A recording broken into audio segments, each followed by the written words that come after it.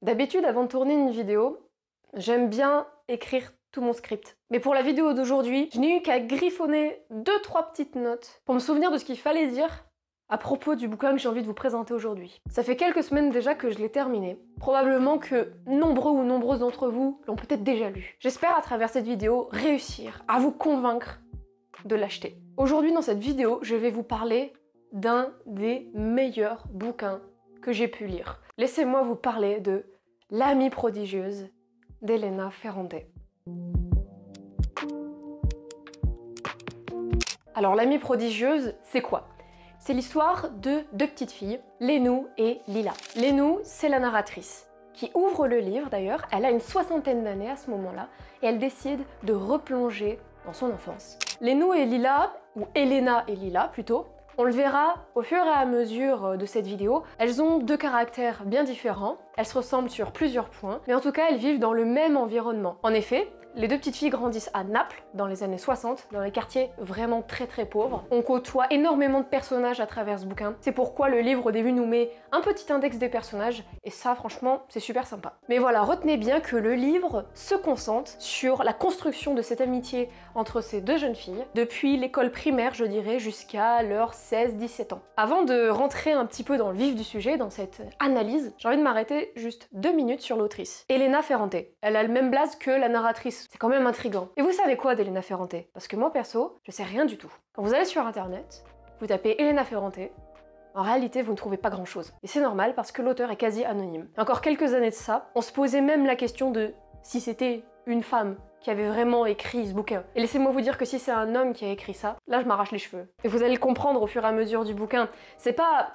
Ça pourrait faire très cliché ce que je dis, hein, mais tu le sens que c'est une écriture féminine. Il n'y a qu'une femme pour vivre ce genre de choses. Parce que ce que je vous ai pas dit, c'est qu'au-delà de parler d'une simple amitié entre deux gamines, ce bouquin, ça explore totalement la condition féminine. Aussi, ce que je trouve très intriguant, c'est que de l'autrice, Elena Ferrante, on ne sait quasiment rien du tout. Moi, ça me choque toujours aujourd'hui la façon dont certains artistes arrivent à rester dans l'anonymat. Alors qu'aujourd'hui, bon, avec les réseaux sociaux, tout ça, avoir une vie privée, c'est vraiment assez compliqué. Et c'est incroyable le contraste qu'elle a réussi à créer entre elle, une autrice de l'ombre, et ce bouquin. Et c'est ce contraste que je trouve incroyable. Maintenant, laissez-moi vous plonger à mon tour dans la vie d'Elena et Lila.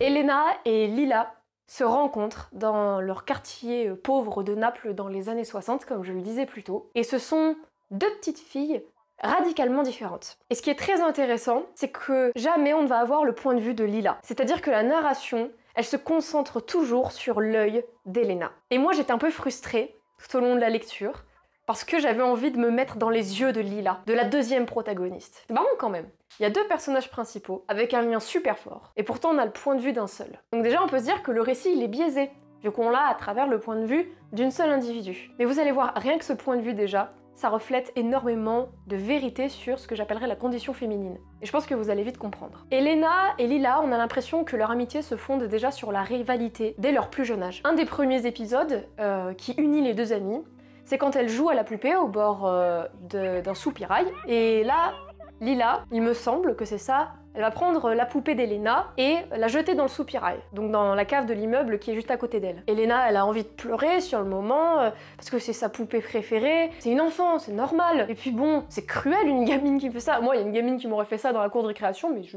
Mais déjà, la petite Elena, elle montre qu'elle veut pas se laisser faire. Du coup, elle va prendre la poupée de Lila et elle va l'acheter à son tour. Spoiler, les gamines n'arriveront jamais à retrouver leur poupée, hein, voilà, elles n'avaient qu'à pas faire les cons, j'ai envie de dire. Mais déjà, cette première scène, elle est quand même super importante. Et c'est d'autant plus étonnant parce qu'on se demande pourquoi Elena suit Lila alors.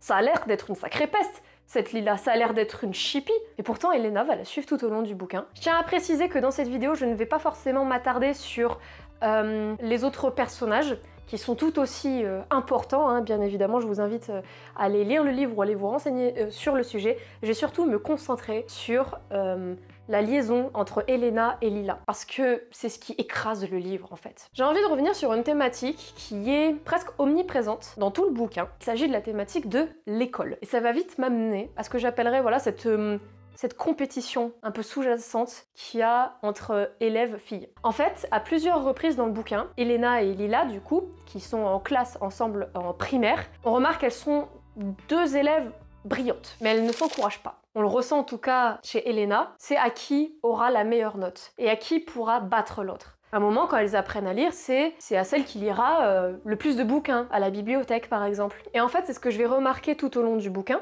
Et même si elles vont prendre un chemin bien différent après, Elena va se diriger vers quelque chose de plus intellectuel, de plus scolaire, et Lila dans quelque chose de plus manuel, eh bien il y a toujours cette présence de l'école, d'un milieu un petit peu compétitif, surtout d'un point de vue féminin. Elena, en fait, on a l'impression qu'elle veut toujours prouver qu'elle est plus forte que Lila, qu'elle est la meilleure dans toutes les matières. Sauf qu'arrivée au lycée, en fait, quand elle compte un petit peu ses exploits, les gens s'en foutent un petit peu d'elle et préfèrent raconter des ragots sur Lila et ses aventures avec les garçons du quartier. Et à un moment, je ne sais plus comment c'était formulé, mais elle dit l'école, en fait, c'est devenu une habitude un petit peu amusante, voilà, mais d'accord, ok, j'ai des bonnes notes, j'ai été félicitée par mes profs, mais bon, je continue. Et en fait, ce sentiment-là, je vais souvent sortir du livre pour faire des parallèles avec la réalité, pour vous dire à quel point, en fait, ce livre, il est où. C'est que moi qui suis allée en prépa, j'ai pu voir cette compétitivité sous-jacente entre meufs notamment. Alors moi, si j'étais pas vraiment dans ce mood là en prépa, c'est quelque chose que je ressentais énormément quand j'étais au collège et au lycée. Ou quand j'avais une amie qui par exemple avait une meilleure note que moi,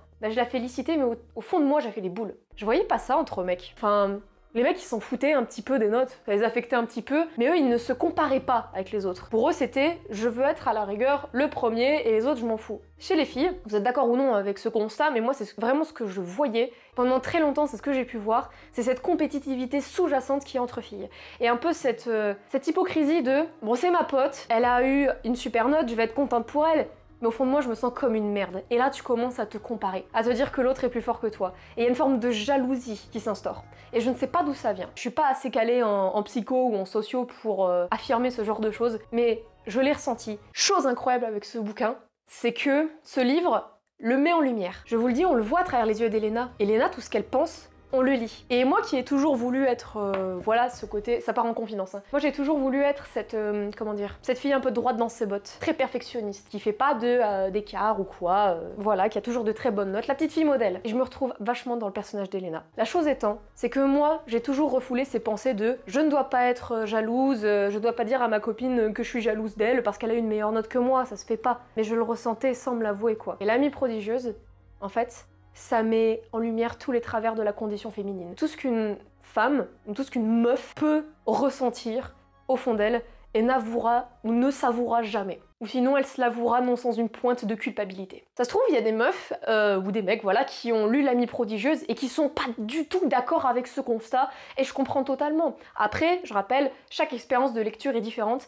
En tout cas, sachez que moi, ça m'a ouvert les yeux là-dessus. J'ai profité de ce constat pour glisser vers un autre qui m'a tout autant marqué dans ce bouquin. C'est la comparaison du corps féminin. Ça le fait aussi chez les mecs, hein, mais on a plus tendance à le pointer du doigt chez les filles, c'est que les filles se comparent énormément entre elles. J'ai l'impression que dans un groupe de filles, voilà, on a tendance par exemple à se complimenter un petit peu. C'est ce que j'ai remarqué en tout cas dans les groupes de filles plutôt que dans les groupes de mecs, et pourtant j'en ai été dans des groupes de mecs, ça se complimente pas, ça se bâche surtout. Mais chez les meufs, ça se complimente beaucoup plus volontiers. Par contre, on est d'accord qu'au fond de soi, on peut pas s'empêcher de se comparer à notre meilleur pote, on peut pas s'empêcher de se comparer à la meuf du coin qu'on trouve trop belle. C'est ce passage, voilà, à la préadolescence, je dirais. Et c'est ce qu'on voit dans l'amie prodigieuse d'Elena Ferrante. Elena, elle va rentrer au collège, elle est sûre d'elle, elle est intelligente, elle a de bonnes notes, voilà.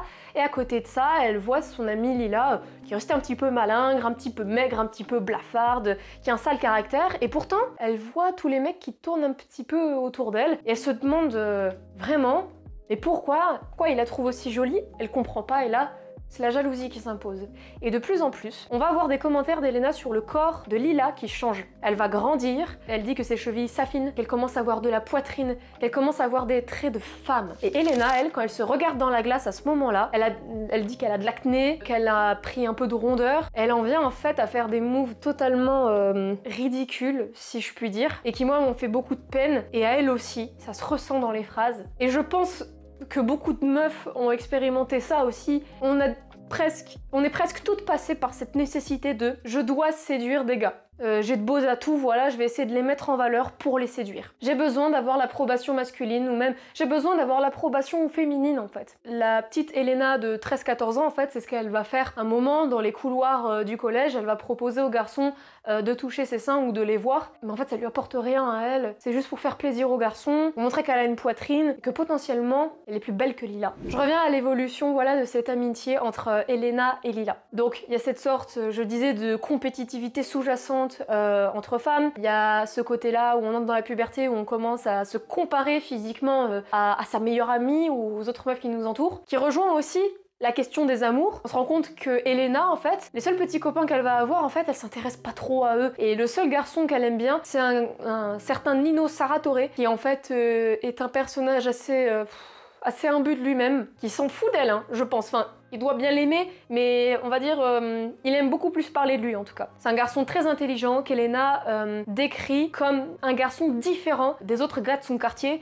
qu'elle considère un peu comme, voilà, bastonneur, un peu débile, parce qu'ils sont pas allés à l'école. J'en reviens à ce Nino Saratore. Ce mec, je l'aime pas, voilà, j'ai pas aimé. Je sais pas ce qu'il en est de lui, dans les livres suivants. Merci de pas me spoiler en commentaire pour celles et ceux qui ont lu la saga. Je me la réserve voilà, pour l'année 2025. J'ai juste lu le tome 1 pour l'instant. Lila, elle, à côté de ça, elle va réussir à se mettre dans sa poche le gars de la famille la plus riche du quartier. Et spoiler, elle va finir par se marier avec lui. On a fait un petit bond dans le temps, hein. Elena qui voit sa meilleure amie se marier à 16 ans, avoir une maison, elle l'admire un petit peu, et en même temps elle est contente d'avoir échappé un petit peu à ça. On reviendra un instant sur le personnage de Lila, parce qu'il a quand même toute son importance dans ce bouquin. Juste pour terminer sur le personnage d'Elena, je crois que c'est la première fois que je me reconnais autant dans une narratrice, dans un personnage principal. Je sais pas si vous voyez derrière moi cette bibliothèque que vous apercevez peut-être depuis un petit moment déjà. Dans cette bibliothèque, il y a les Hunger Games, peut-être que vous ne voyez pas trop. Il y a la saga de la passe miroir. Plus bas, on retrouvera les Harry Potter. J'ai gardé ces sagas de mon adolescence. Parce que quand j'étais ado, j'adorais lire, voilà, des sagas fantastiques. J'étais pas romance, mais j'aimais beaucoup les sagas fantastiques et je m'identifiais énormément à la protagoniste principale, à la Katniss Everdeen, à la Hermione Granger. Mais j'ai l'impression que on cherche à s'identifier à ces héroïnes, mais pourtant, elles sont tellement loin de nous. Elles vivent dans un univers imaginaire, dystopique, on ferait même pas le quart de ce qu'elles osent faire. Et en fait, je me rendais compte que, en étant ado, ça me rassurait de voir cet idéal féminin. J'avais envie d'être badass comme elle. Et aujourd'hui, à 20 ans, essayer d'être badass, je m'en fous un petit peu. J'ai l'impression d'être une enfant, je sais pas où je vais. Du coup, la petite Lena perfectionniste qui voulait pas sortir des sentiers battus, elle se retrouve un petit peu comme une con devant l'avenir. Tout ça pour vous dire que, quand je me retrouve avec un bouquin comme ça entre les mains, qui est littéralement un miroir pour moi, bon, c'est quand même quelque chose, hein. Voilà, j'en perds mes mots, c'est vous dire. C'est Stendhal dans Le Rouge et le Noir qui disait « Un roman est un miroir qui se promène le long d'une grande route. Tantôt il reflète à vos yeux l'azur des cieux, tantôt la fange des bourbiers de la route. »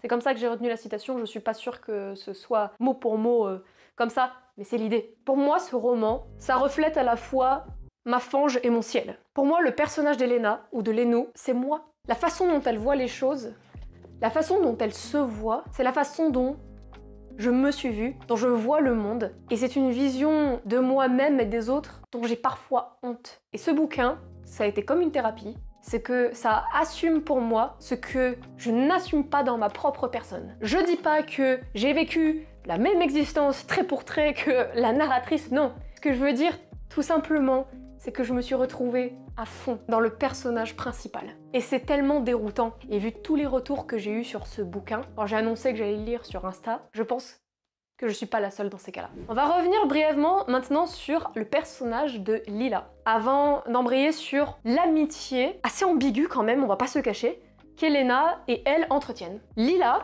comme je vous l'ai dit plus tôt, elle n'est décrite qu'à travers le prisme d'Elena. Bah déjà, on part avec un point de vue assez biaisé. Et comme je vous disais plus tôt dans la vidéo, on est frustré de ne pas avoir le point de vue de Lila. Des fois, t'as envie de te dire, putain, mais qu'est-ce qui se passe dans la tête de Lila? Comment, face à ce mec, elle réagirait? Comment elle-même, elle se voit?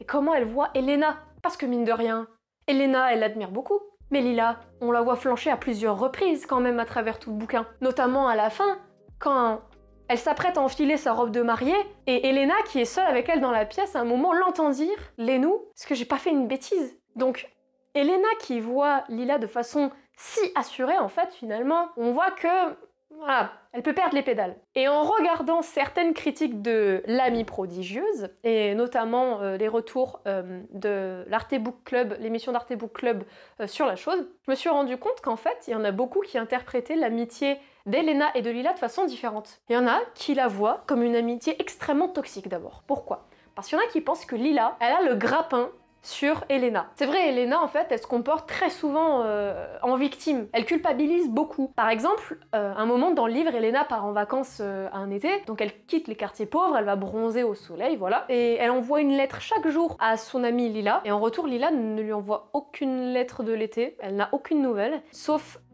une fois, c'est un peu avant la fin des vacances d'été, où elle lui raconte tout ce qui s'est passé à Naples, dans le quartier pauvre. Lila même la supplie de ne pas revenir tellement l'ambiance est horrible. Et à ce moment-là, Elena, la seule chose qu'elle trouve à se dire, c'est « Ah, je suis une merde, j'ai oublié de lui souhaiter son anniversaire. » Et en plus, son écriture à elle, elle est beaucoup plus mature que la mienne. Moi, j'écris super mal dans mes lettres, en fait. Vous vous rendez compte du truc? Donc, il y en a qui pensent, voilà, que Lila a un ascendant, en fait, sur Elena. Alors moi, j'ai pas ressenti ça comme ça. Certes, c'est une amitié déséquilibrée. Des fois, j'avais envie de dire à Elena, pourquoi tu restes avec elle? Mais en fait, tu te rends compte aussi qu'elles ont un lien fort qui les unit. Même si elles essayaient de se séparer, le livre les en empêcherait. C'est le mood que j'ai eu. C'est que même si Lila pouvait s'éloigner d'Elena des fois, elle revenait toujours à la charge, et vice versa. Il y a quelque chose qui attire ces deux meufs, c'est de l'amitié, mais des fois tu te demandes si c'est pas de l'amour. Alors oui, on a parlé de l'amitié, je ne sais pas ce qui se passe dans les tomes suivants, merci de ne pas me spoiler, mais j'ai déjà pu remarquer ça dans ce livre, c'est que un moment quand même, il y a un peu plus que de l'amitié là-dedans. Ou alors je suis vraiment pas douée en amitié féminine, hein, mais faut m'arrêter à ce moment-là. À la fin du livre, donc vraiment cette portion-là à peu près. Lila s'apprête à se marier. C'est le jour du mariage, elle doit enfiler sa robe, et dans la chambre où elle se prépare, il n'y a qu'Elena avec elle. Et pour la première fois, Elena va voir son amie nue, parce qu'elle vient prendre son bain et tout, elle la voit nue. Et là, je vous jure, on a une page de description complète sur le corps nu de Lila. Et c'est là qu'on se dit, attends une minute, Elena, elle... Et c'est pas que cette simple scène. Et c'est là que tu te remémores tout le bouquin, toutes les fois où Elena n'a cessé de regarder Lila. Et c'est là que tu te dis, oh waouh. Alors là, je sais pas ce qui va se passer dans les tomes suivants, mais bon, il y a une partie de moi qui espère quand même qu'il va se passer un petit peu plus. Et encore une fois, c'est tellement accurate. Encore une fois, expérience un petit peu plus perso là-dessus. Je dis juste que moi, c'est justement aux alentours de cet âge-là, voilà, que j'ai compris que j'aimais autant les garçons que les filles. Et je l'ai compris. Anecdote, oh waouh, je dis ça de face caméra, mais j'ai compris ça quand j'étais au collège, justement, et qu'il y a ma meilleure amie de l'époque qui m'a dit « Putain meuf, on s'entend tellement bien, genre, mais viens, on sort ensemble !» Et moi, je l'ai regardé, genre, fait... En vrai, pourquoi pas? Mais bon, le fait que je sois bi n'intéresse personne, c'est pas le propos. C'est que dans ce livre, en fait, on se rend compte, peut-être, qu'Elena, à ce moment-là, elle voit Lila comme autre chose qu'une amie. Mais moi, j'ai l'impression de me revoir à 14-15 piges, toute perdue, et qui regardait les filles d'un œil différent, et qui me demandait, mais en fait, je me comparais autant à elle. C'était vraiment de la jalousie ou de l'attirance. Donc pour la communauté queer, moi je trouve c'est pas mal. Bon, j'arrête de m'étouffer, excusez-moi, je la crève depuis un mois. Il y a encore énormément d'aspects sur lesquels j'aimerais revenir sur ce bouquin, mais la vidéo ferait 1 heure, et encore une fois, je vous ai dit, j'ai pas de script. Donc j'ai peur de digresser ou de m'arrêter sur des détails qui n'en valent pas la peine, ou de me répéter même. Juste, j'aimerais terminer cette vidéo en revenant brièvement sur l'écriture d'Elena Ferrante. Pourquoi? Parce que comme vous avez pu le voir dans les différentes captures d'écran que j'ai pu vous mettre du livre tout au long de cette vidéo, et ben je sais pas vous, mais moi je trouve qu'elle a une écriture qui est simple et efficace. Et ça marche du tonnerre. Je lis très peu de prix Goncourt, de prix décernés par l'Académie française, des trucs comme ça. Pourquoi? Parce qu'en réalité, je trouve que ce sont des livres qui, sincèrement, et je suis désolée, de manière générale, n'ont pas vraiment de fond. Je dis pas que c'est le cas de tous, mais les seules expériences que j'ai eues avec ce genre de bouquin, c'est ce que ça m'a fait ressentir en tout cas. Pareil, j'ai du mal, voilà, avec des auteurs ou des autrices qui essaient d'écrire dans un phrasé un petit peu éloquent, un peu original, voilà, en essayant de mettre des expressions très compliquées pour finalement pas dire grand chose. Des fois, il suffit d'un mot, d'une phrase, sujet, verbe, complément, voilà, très impactante, et ça fait le taf. Par exemple, Unpopular Opinion, j'ai détesté le ravissement de Lolvestein de Marguerite Duras. Ne me jetez pas des pierres, s'il vous plaît. Le bouquin, je l'ai vendu sur Vinted tellement vraiment je n'ai pas adhéré avec l'écriture de Marguerite Duras. J'ai trouvé l'histoire d'une banalité sans nom et elle voulait se rendre originale, cette histoire selon moi, avec une écriture qui traduisait la folie de la narratrice. Non, moi j'ai trouvé ça vraiment très peu efficace. Peut-être que si un jour je relis du Marguerite Duras, ce sera une expérience de lecture totalement différente, je sais pas. Mais c'est le seul bouquin de Duras que j'ai lu pour le moment et franchement ça n'a pas été un plaisir du tout. Pourquoi? Parce que j'ai trouvé l'écriture totalement tordue.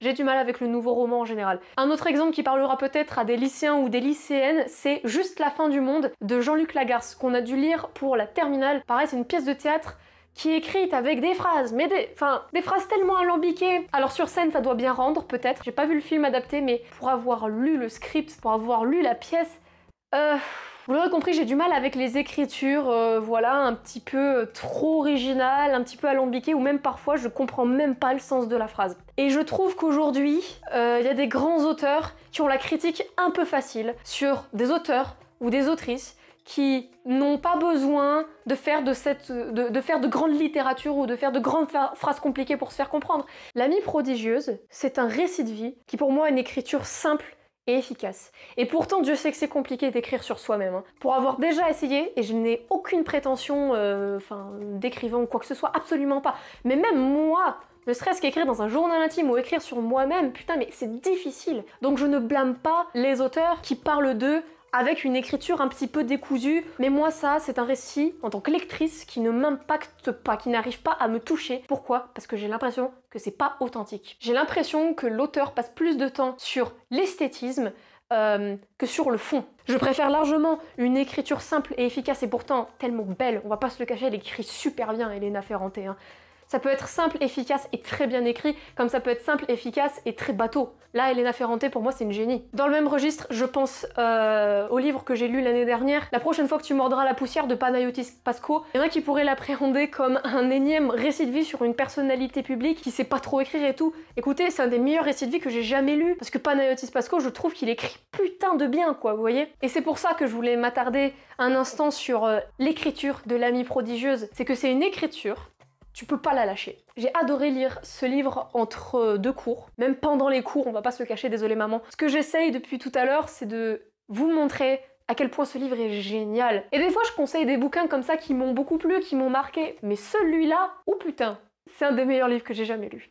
Et je ne me trompe pas en vous disant que selon moi, c'est un putain de chef-d'œuvre. Bon, comme je vous le disais, j'ai pas de script, j'ai rien pour cette vidéo. Là, je vous ai déballé tout ce que j'avais sur le cœur à propos de ce livre. Et mine de rien, ça fait plus d'1 heure que je tourne. Et encore, ce n'est que le tome 1. J'ai hâte de lire la suite. J'ai vraiment hâte pour le coup. Maman, prends note, tu sais quoi m'acheter pour Noël. N'hésitez pas à me faire vos retours en commentaire. N'hésitez pas non plus à me dire ce que vous avez pensé de cette vidéo. Est-ce que ça vous plaît un petit peu plus, voilà, ces analyses de bouquins d'un point de vue entièrement personnel, hein, je le rappelle. Parce que moi, franchement, voilà, j'adore tourner ça, honnêtement. C'est quelque chose que je fais plus sur les réseaux sociaux sous forme de petits reels d'1 minute, voilà, où je fais des petites reviews sympathiques. Mais face cam comme ça, c'est quand même quelque chose d'assez original et c'est un exercice, je dois avouer, qui me plaît beaucoup quand même. Voilà, je crois que j'ai tout dit sur l'Amie prodigieuse d'Elena Ferrante. N'hésitez pas à vous abonner à cette chaîne et il y a bon nombre d'entre vous qui ne sont pas abonnés. Encore une fois, merci parce qu'on a dépassé la barre des 1000 abonnés et ça, c'est très très chouette. N'hésitez pas à liker, à partager cette vidéo, à la commenter, voilà, comme je le disais. Je sais pas comment conclure cette vidéo. Donc, je pense que c'est là-dessus que je vais vous laisser. Encore une fois, t'as intérêt à l'acheter, gars. Sinon, je te retrouve et ça va barder.